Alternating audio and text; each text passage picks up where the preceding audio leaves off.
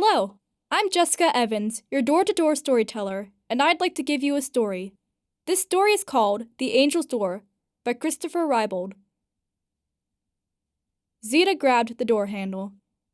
Wait just a minute, Zita. Where do you think you are going? Asked Mrs. Fatinelli. To midnight mass, mistress, Zita replied.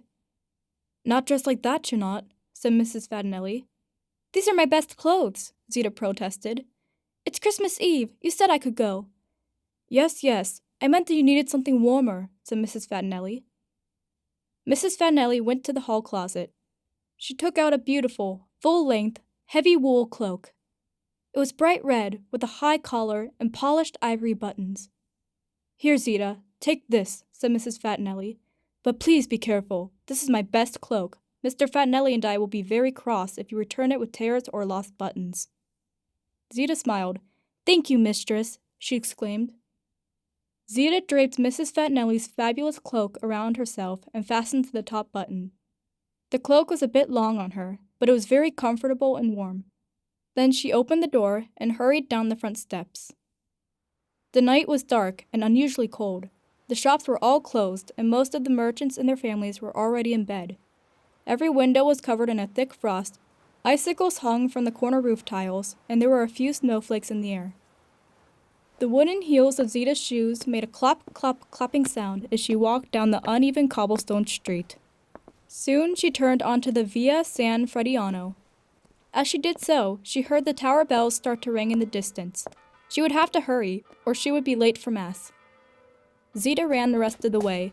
As she approached the church, she could see a warm light streaming out of the portico windows below the beautiful mosaic of Christ ascending into heaven, and she could faintly hear the singing of the choir inside. She raced up the steps, but before she could enter the church, she nearly tripped over a poor beggar sitting in the doorway. He was dressed in threadbare rags and shivering from the cold. The beggar didn't say anything to Zita, but he looked at her imploringly. Moved with compassion, Zita took off Mrs. Fatinelli's fine cloak and draped it over the desperate man. Here, she said, this will keep you warm while I am inside. But it is not mine to give. I will have to have it back after Mass. Zita went inside. She found a seat just as one of the servers rang the sacristy bells to signal the start of Mass.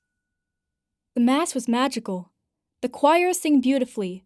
The statues and stained glass seemed to come alive in the flickering light of 100 candles, and the sweet smell of incense lingered in the air. There were 4 readings, including the Christmas story, as recounted in Luke's Gospel, one of Zita's favorites. When the Mass ended, Zita felt very happy and full of the Christmas spirit. All of her problems seemed far, far away. Then she stepped back out into the cold night, only to discover that the poor beggar had left and taken Mrs. Fatinelli's cloak with him. Zita's heart sank. She would have to tell Mrs. Fatinelli that her prized fleece mantle was gone.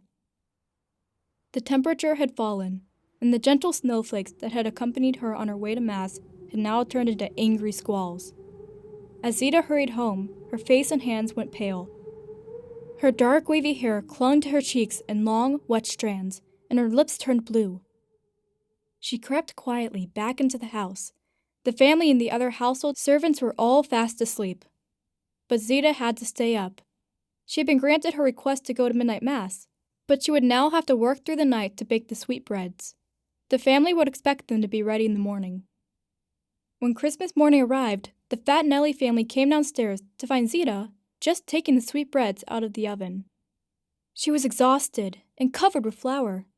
With tears in her eyes, Zita presented herself to Mrs. Fatinelli to explain what had become of the expensive red cloak. Just then, there was a knock at the front door. Mr. Fatinelli answered it. When he opened the door, he was surprised to find a poor beggar holding Mrs. Fatinelli's red cloak in his hand. The beggar simply smiled and handed the cloak to Mr. Fatinelli. Then, without a word, he turned and walked down the front steps. Suddenly, there was a strong gust of wind, and the silent beggar disappeared behind a curtain of wind-blown snow. A moment later, when the snow cleared, the beggar was gone. Mr. Fatinelli rushed outside to search for the poor mendicante. At the bottom of the stairs, he looked this way and that. He ran out into the streets, shouting, "Hello! Hello!" but the only reply he received was an icy howl from the wind. Mr. Fatinelli was so stunned by the man's disappearance that for a minute or two he simply did not feel the cold, and he lost track of the passage of time. "Pagano, get back in here this instant!" cried Mrs. Fatinelli. "You'll catch your death, standing out there in your night clothes." The sound of his wife's voice brought Mr. Fatinelli back to the present, and he realized that he was indeed standing in the snow in his nightshirt and stocking feet. He came back inside and sat down, while one of the servants went to get hot water and a blanket. As the color returned to Mr. Fatinelli's cheeks, Zita told everyone about her experience the night before. They listened and were amazed.